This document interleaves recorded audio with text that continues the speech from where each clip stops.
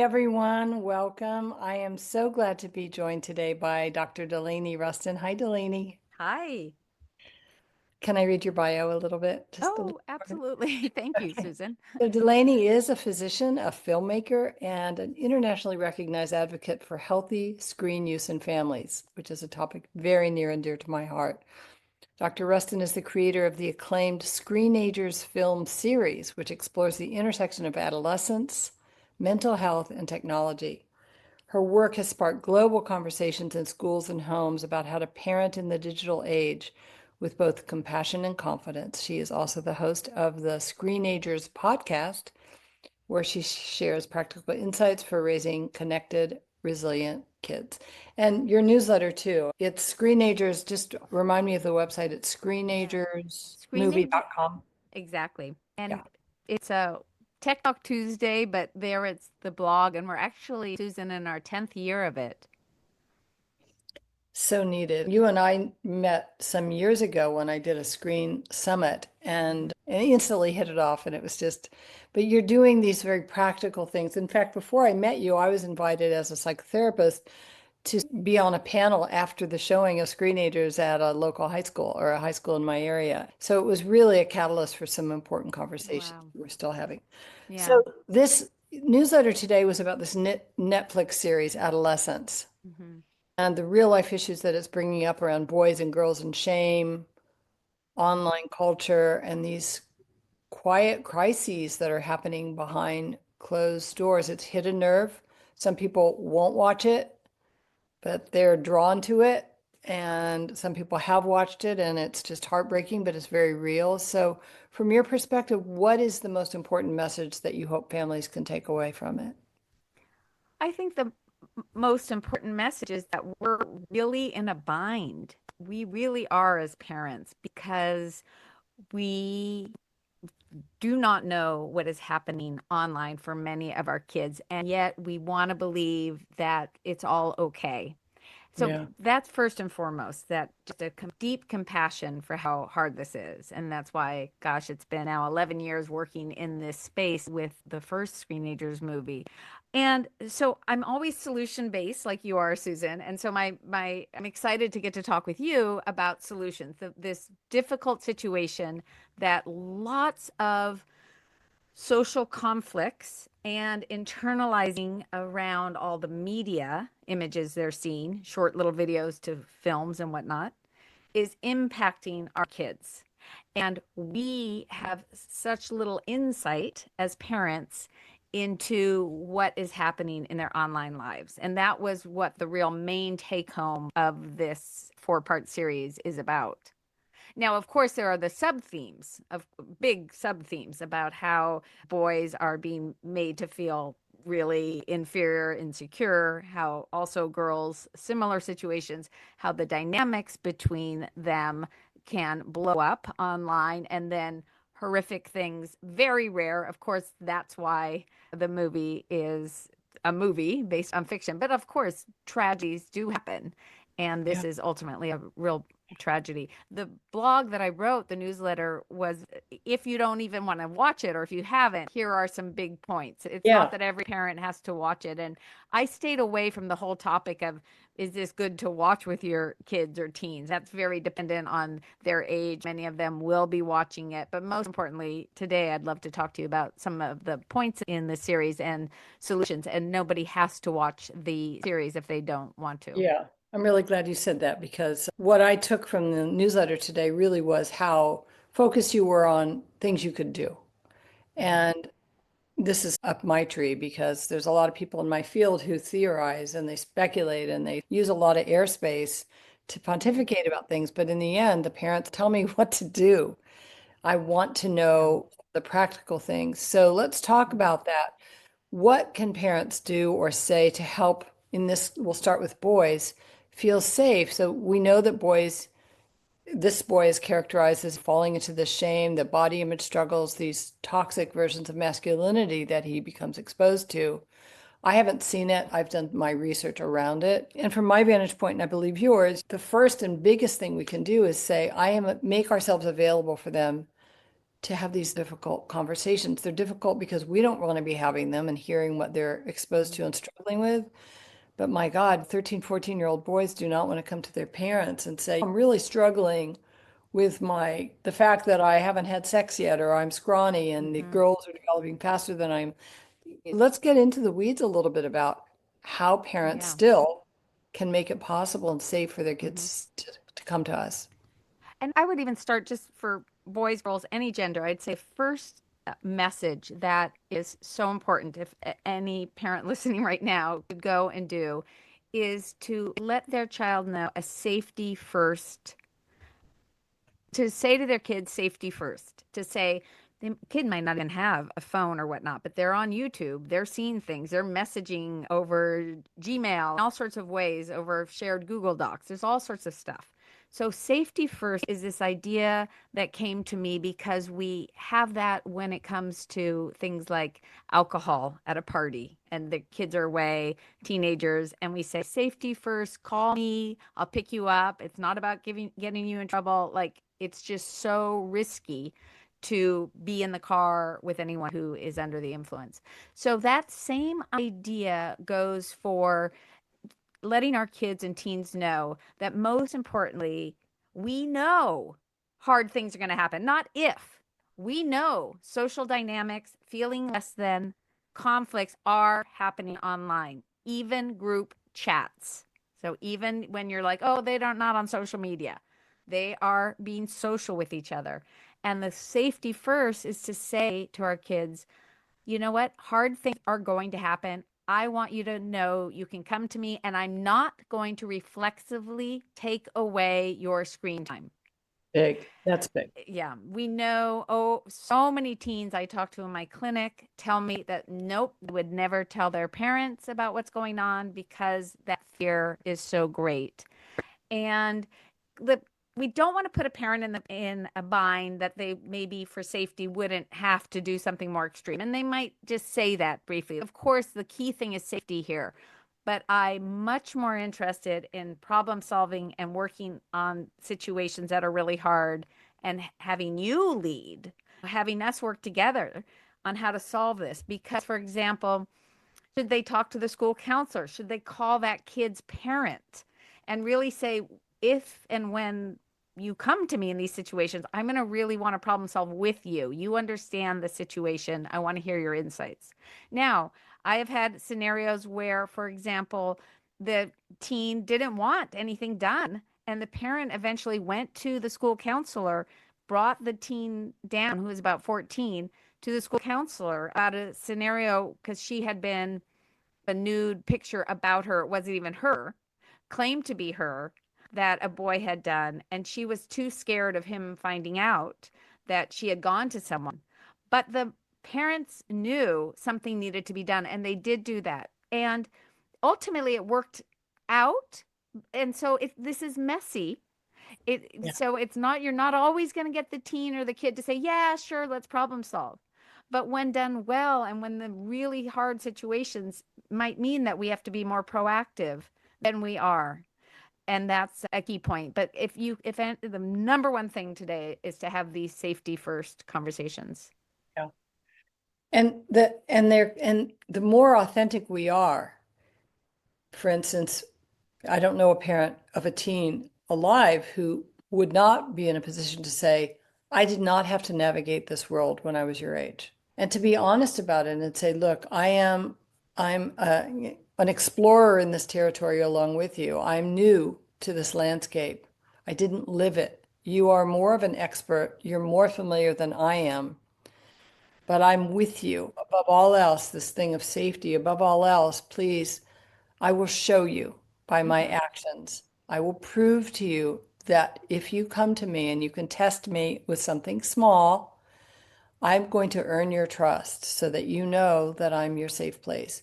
And this is the thing in my work, as a lot of what I'm about is the parent working on themselves so that they can be that captain of the ship for their kids. So they can, using internal family systems model, they can show up with that self energy, that they're not in their reactive place. They're in a place of presence and calm and curiosity and connection and all those things that instill in the child a sense of ease and relaxation. Oh, Because otherwise, who are they going to turn to when the awful things are happening?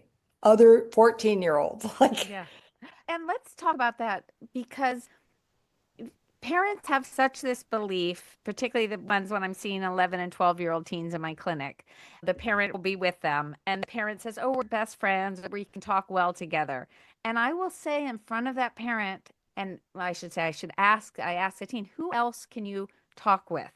And I say that in a really kind way. I say, because it really is about having many people that we can go to, and all of us, and that it doesn't take away from that many things you will want to talk. It's often the mom in the room, but pretty often also a dad. And and that's another thing where parents are like, maybe they have someone, and this is another real proactive thing. Who is that person? Is there a teacher in the school? And to really have your kids say, maybe this person, okay, have you ever gone and told them anything that you pushed yeah, the boundary? And how did that go? To really see this as a skill and as a basically family effort to make sure that they have someone to talk to, really identify it. And I think what's really key is that there's an assumption that, oh, that aunt might tell the mom. And you actually want to say, if there was something, if it's not a dangerous situation, I want you to know that you can have the private conversations with other people. In fact, our lives are about all sorts of conversations. This is yeah. a really tricky one. Parenting in our society is very much seen as a silo, and there's a discomfort about being really active and creating this bigger network for many people. Not all people, don't get me wrong. This idea too of I don't want to air the dirty laundry, but this is how humans have always raised their children in a tribe and a village. We were never meant to be in a silo. There were supposed to be uncles and aunties and people in the hut next to you where you, especially as you moved into adolescence and you didn't want to go talk to your parents about things that were private to you. One thing that you can do if there is a favored aunt or uncle or neighbor, say to that neighbor in the presence of your youngster, if your youngster says, "Yeah, I feel pretty good around Uncle Bob," then when Uncle Bob's around, say, "Uncle Bob, I want you to know that I've told Tommy that if there are things he doesn't feel comfortable talking with me about and you're available, he can speak with you. And that I am now announcing that you do not need to. In fact, unless Tommy wants you to tell me, or it's super dangerous, or someone's life is threatened, you have my permission in front of Tommy to not tell me." So that's another layer of reassurance that you can give the child that you're serious, that you recognize how, gosh, how I think back on my adolescence and what it would have meant to me to feel that I could have somebody that I could speak honestly to.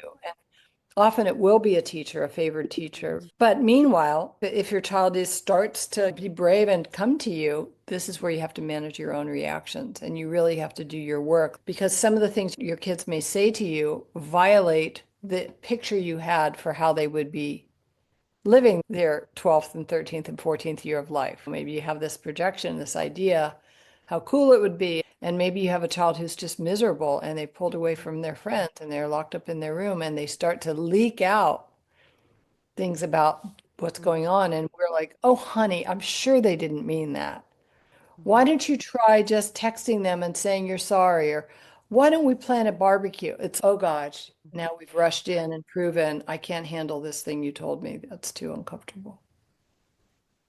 I agree completely. There is so much uncomfortable things happening online for young people. That desire to be socially central is developmentally propelling them forward day by day.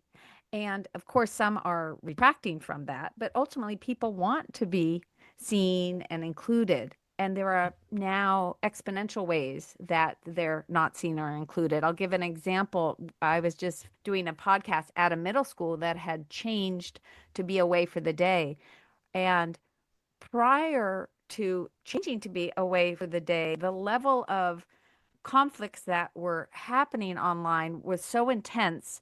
For example, kids don't want to do presentations because they can get videotaped and then that gets spread in a negative way. Or kids are a girl. There's a lot of these Instagram accounts that are anonymous. And there was one that was pretty hip. You're like everyone's going to it to see who's being teased. And a girl was teased. And so she then found a way to create a video to tease someone else and was felt relevant when she got put on, when she was able to submit that video and have it put on this anonymous site. So how do we then help our kids, given whatever kind of ways that they're connecting with others? And I think one way is you could ask to see their For You page if they are on social media, see what the algorithms are feeding them based on the things that they're interested in. And one of the big themes in adolescence is the young boy is feeling insecure about his sports, his body, and this is a huge issue. Jonathan Haidt mentions it in Screenagers, the elementary school age edition, about this rise in body dysmorphia for young boys. So if you were to ask them, you don't want to take the phone and just start scrolling, but ask them to see. Also just gauge how this would be a good time to try safety first and for us to get really calm before we're going to see a lot of things that are just going to feel inappropriate against our values. And see if there's a lot of stuff around body image and protein shakes and all of these things. And it's a good way to then, what do you do with that information? Sports can become incredibly a way of identity. And if you're getting concerned that this is the main way they're trying to get identity and putting all of their energy into, that's a time to think, hey, what other interests do you have that we can build these other things, for example? Or if you're concerned because they're over obsessing about the way that they're eating or not, it's a good time to have evaluation with a counselor. Yeah, that's good. So I always try and make these short. This one really deserves to be about an hour and a half. I'm gonna stick to the format in general, but I don't want to stop if you have a few more minutes. I want to just focus a bit on empowering our kids or helping them learn to think critically for themselves, because ultimately we can't follow them around everywhere. And let's talk a little bit about how we can help them think critically about what they're seeing and check in with themselves, even though it might fly in the face of getting approval. They might not want to admit that the thing they're seeing doesn't feel good. It doesn't feel right. It feels confusing, but it is a Yeah. skill, right? Yeah, it is a skill, and yet we're up against so much. So it absolutely behooves us to talk to them about how they're being manipulated, how these companies are making millions off of us posting all of these things and our attention for ads and our data. And yet, because of developmentally where they're at, and because the entertainment is now beyond intriguing, the fact that it's these very short, incredibly engaging scrolling videos, it's really a lot to ask kids to have that insight to be able to stop. And even college students that I know who have grown up with parents who have really helped them to see it, they're still going to it for all sorts of reasons, and they're frustrated with themselves. But I just had a parent whose daughter's in college call me and saying her daughter's really struggling. Is there a support group or an accountability group for college age girl who wants to decrease Ah, and like pair with others to help with that goal because she feels so stuck? I hear this constantly. My daughter's in college, so I talk with a lot of college kids more than ever around all of this.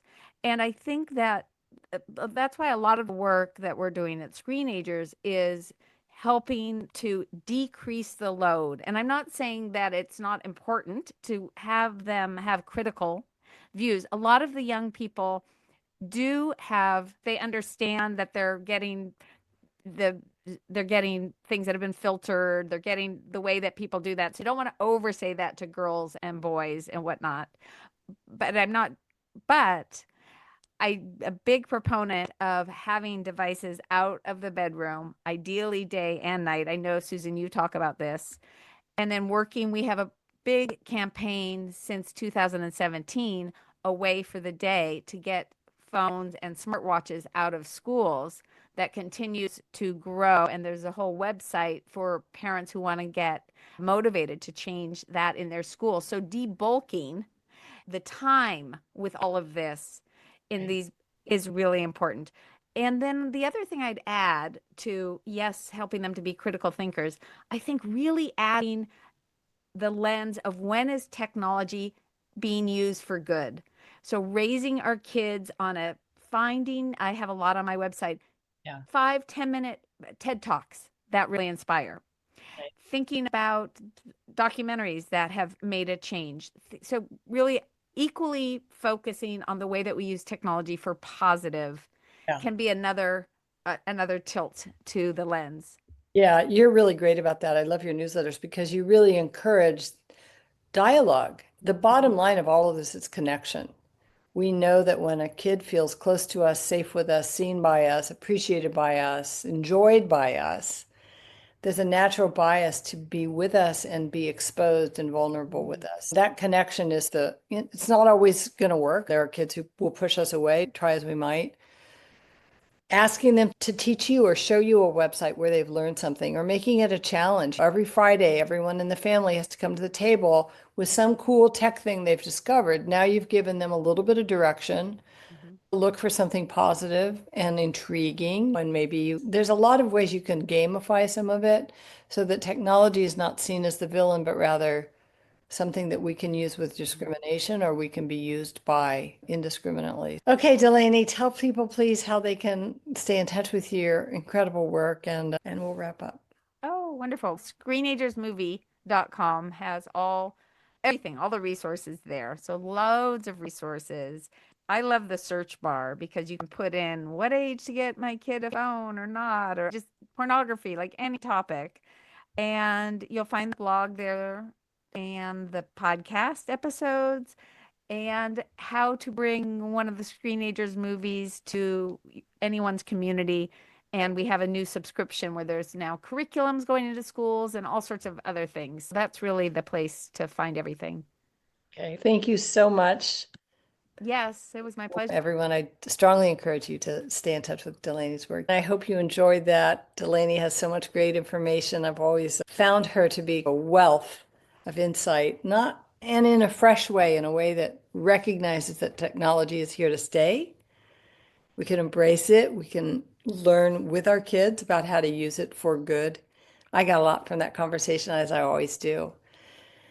If you're enjoying this series, I would love for you to leave a rating or a review. You can always suggest a topic at susanstiffelman.com/podcast. So there's a way to submit a question or just support at susanstiffelman.com. Remember, you can get my newsletter there and you can see all the upcoming classes and events that we have, ways to support you. And now, as we wrap up, I always like to say, no matter how busy life gets, look for those moments of sweetness and joy. Stay well, take care, and I'll see you next time.